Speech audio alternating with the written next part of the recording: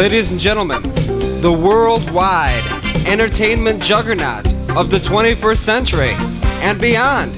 Ladies and gentlemen, Mr. Daniel X. O'Neill.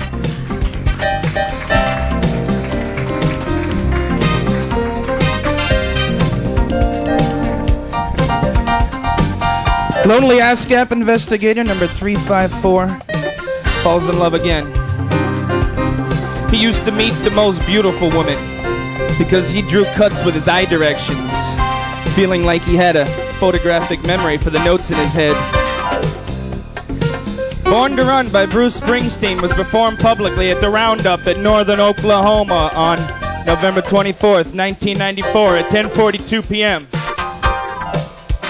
Back at the motel, making his completions and his expense reports, he lays his keys on the table now, a man free to show his allegiance as modern sheriff of the copyright, looking for that lateral promotion move to the Treasury Department where he could really do his stuff and turn his corners like he wanted to. He pulled out his receipts and his entrance tokens and laid them on the dresser, and he's feeling kind of glazed from the stale tap beer from the long tubes from the basement into the stomach, and he turns from the mirror to the chair. He'll treat this one right. Won't think of the ex-wife when he bangs this one, and he pulls out the 50 in a grand way and takes off his pants at the edge of the bed like a chore.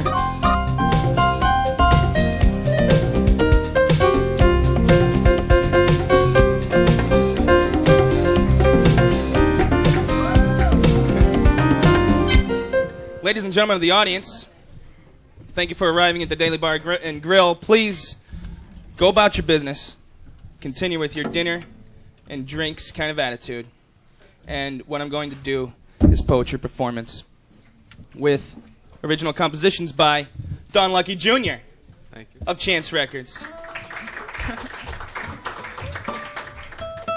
Okay, what do you say, Don? We're just coming out of spring, but it still feels like Winter. So we're going to do this thing I wrote back in December. It's called The Dialogue of the Winter Solstice.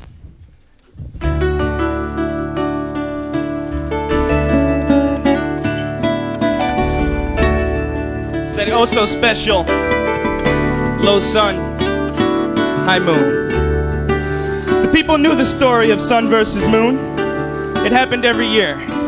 Sun's steady retreat from view, further and further moving away from the people. They knew it would return, but still it made them tremble. What of life without the sun? And every year, the sun, weak and spurning us, spending less and less time, making the days shorter and nights longer and longer, as if sun's victory seemed sure. As if the sun, no, would not come back. The people were scared. Life without the sun? Can the moon grow food? They began to rethink their allegiances. Then it came, the longest night. And fathers would point and say, the sun retreats no more. And they would say, yes, the sun comes back. Those who doubted the sun's desire, despite the years of sun's victory, would now sigh and wipe their brow. And little children, never having seen sun's victory, would say, wow, sun beats moon, sun beats moon. Every year, sun beats moon. Like every year, they sent up their ancient song of obedience, newly reproved, and they bowed down to sun's rays. Only the bright sun can tell me what to do, and I will follow it into battle with the moon if it told me so. All right. Dialogue of the Winter Solstice. All right, so the deal is, I wanted to let you know, it's a full disclosure entertainment evening. I want to let you know about the V. The point with the V is, I speak with the V. The V gives me sucre and breath. we had this gas explosion over there, right, in Chicago and by the expressway. Gas company sent a whole bunch of gas right through the line, right, and it went up to stoves and stuff like that, and it blew things up. So anyway, I went down there the next day after that. It was pretty bad news, but anyway, I went down there. There's this antique store. It says antiques, right? The N, it fell, right? So now we got the N. The N is a V.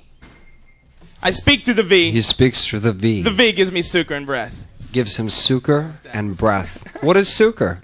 Sucre is, succulent kind of attitude. Succular. And if you get a bunch of sucre together and they're red and they're mentholated, they're sucrettes? You said you turn it on fire, just like in what do you call that? Chemistry class. Okay, what we promise here at the Daily Bar and Grill, and we're going to be doing this, as we say, until Kingdom Come on Wednesday nights, or until the end of April, whichever comes first. So every Wednesday night, you get your live poetry performance. What we do, we have musical guests each night. Tonight's musical guest, ladies and gentlemen of the audience, is a man over here, and he just got a job today. It's a great victory for the people. Let's hear it for employment. This guy got a job. He's been busting his gut for what? For what? 9 months? Graduate from law school. The full-on, law review, everything you would ever want in a man and more. Okay?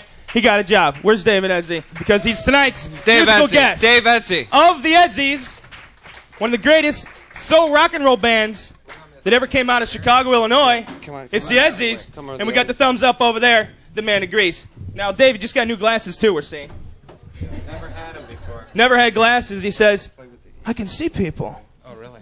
I can see what people look like over there. I'm like, I'm going to get me some of them.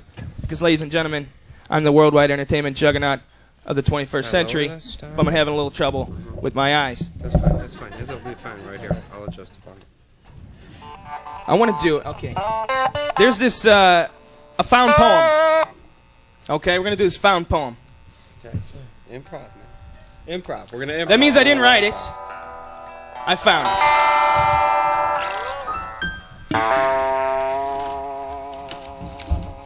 Found it at the Chicago Tribune, local newspaper. Written by a guy named John Cass. The headline is, Daley lets his fingers do the talking on the budget. Actual words taken from the actual newspaper, unreconstituted through my poetry mind. Here it is. I like that, Izzy. It's good. Okay, here we go. Proving once again why he'll never be compared with William Jennings Bryan, Chicago Mayor Richard Daley offered this analysis Wednesday of the proposed state budget agreement that would leave a gaping hole in this city's finances. Keep your fingers crossed. The mayor was asked how the city could make up for the loss of at least $50 million next year if he supported the deal, if he will be forced again to raise property taxes, and if he will be able to find the money to provide raises for the police and other employees and cover additional expenses. This is what he had to say. Keep your fingers crossed. Thank you. We're going to keep them crossed. They're working this out. We'll have to see. Any other questions? Keep them crossed. Let's keep our fingers crossed. Keep them crossed. Keep them crossed. When the mayor was asked how keeping his fingers crossed could possibly make up for the looming budget hole next year and prevent another property tax increase, he tried to clarify his position. Quote, you can't uncross your fingers once your fingers are crossed.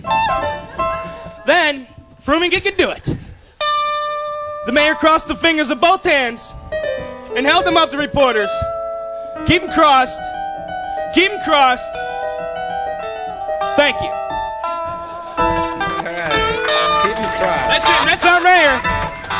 That's our mayor.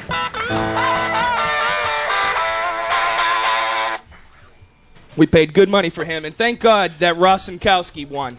Thank God. All I got to say is give him a slap on the back, get him back on the streets, and bring that pork back over here, baby, because you're a crook, and you're a liar, but you're our crook, and you're our liar, and we're not going to let anybody mess with you out there in U.S. Congress. Let's hear it for Chicago. All right, Chicago.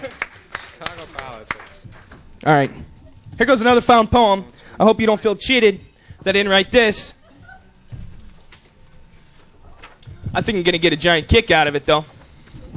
Here's the thing with this poem. I got to do it on top of a chair.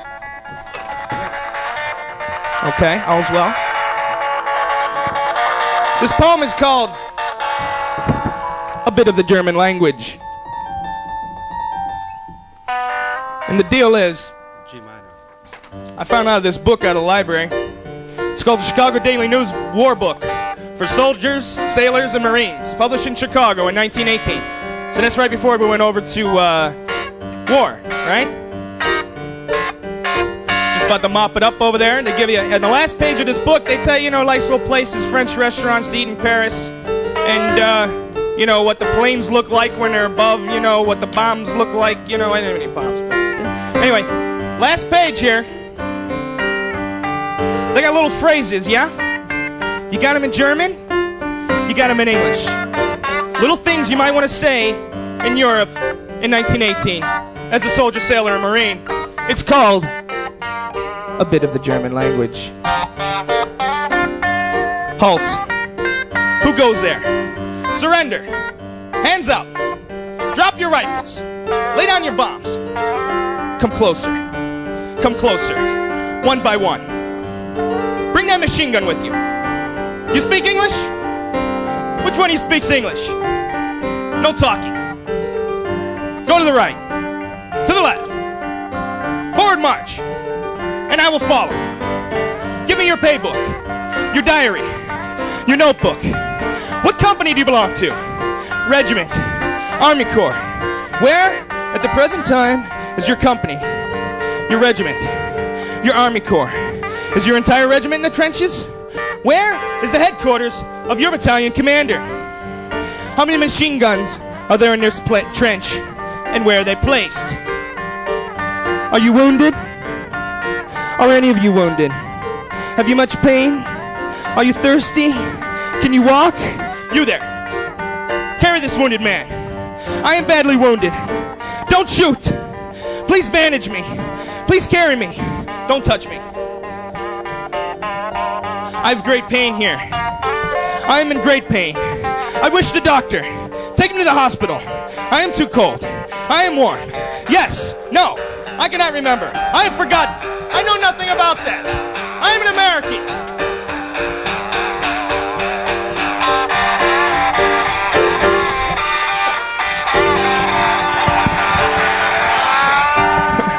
All right. A bit of the German language. All right. Dave Etsy, ladies and gentlemen. Ladies and gentlemen, Dave Etsy on electric guitar. I think it's just about the time for our program. Now, this is the third week we're over here. And Don Lucky Jr. over here is a technology specialist. And what we've got for you, ladies and gentlemen, it's a very special treat. It's called Cyber Talk with Don Lucky Jr. Welcome to Cyber Talk. I'm your host, Don Lucky Jr. All right, how many people have heard of sequencers out there? How many people have heard of Milli Vanilli? They're very good. Well, we are not Milli Vanilli.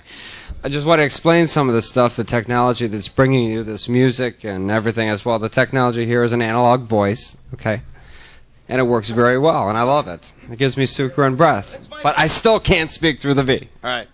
Anyway, what we got here is some digital equipment. This is basically the effective digital studio. I mean, I have 64 digital tracks, and when I say digital, what I'm saying is this is not a tape recorder. This is live music being played. It's just I put down the bass part or the string part or what have you first, and I was able to put it into this via vis-a-vis this. It's a little disc. Can everyone see this? This little disc is only Can you see the disc? It's only 17 calories, ladies and gentlemen. It's delicious. How many bits per byte? That's a good question, Dan. How many bits per byte? Does anyone know? 8 bits per byte. All right. All right. Let's have a hand. We're getting a cup of coffee for this guy over here, please. So here we are. And here's the technology. That was Cyber Talk. Stay tuned. There's one big question. What? That I still don't have answered after 3 weeks of Cyber Talk with Don Lucky Jr. The searing question is beef or chicken? beef, or chicken? All the important questions can come down to either beef or chicken. Pork. Daniel X. O'Neill, the new white meat. All right. The answer is pork. It's not beef. It's not chicken. Let's hear it for pork, ladies and gentlemen. Let's say a big hand for pork. Round of applause for pork. All right, let's do another composition here, huh? Hello? Let's do hello. No, not This the Doors. Not the Doors. Hello. It's called February 5, 1994. Subtitled by the musicians. Limited to the 8-character DOS limitation. Hello. Okay. Easy on the cyber talk, Don. February 5, 1994. Hello? Hello? Hello? Hello? Hello? Hello, you may ask into the receiver and wait for the other party to make a European sound with their teeth in their front of their lip. And they may say, was there any sardonicism once the mortar hit? Was there anyone with their tongue in their cheek or satire on their minds? Was there any...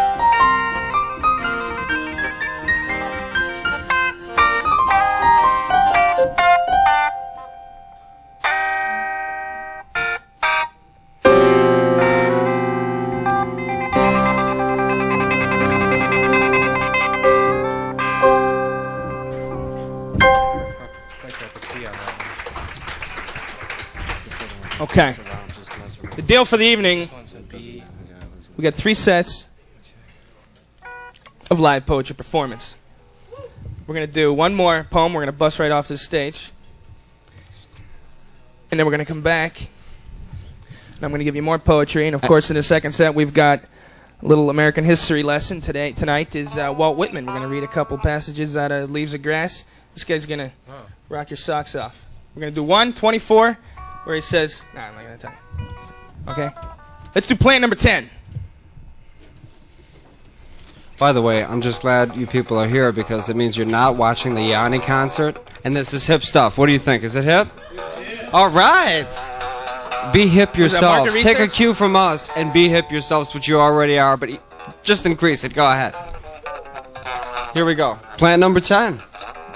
This is a true story. It's called Plan Number 10. Happened down there in South Carolina. In a chicken factory. Bad break for a lot of people. They would steal the chickens because they cut the chickens. And if they cut the chickens, they wanted to cook them and eat them at night with their families. Steal the chickens and we lock the doors. Hey, we cut the chickens and put them in plastic and put them on trucks and send them to the store. Supervisor choking on his tongue in the break room. Kids are held so tight they make a set in his palm. 39 dead at the punch clock. Notify drivers. Notify all drivers. No more chickens at plan number 9. Pick up chickens at plan number 10. All right. Thank you, David Edsey. Thank you. Thank you, Mr.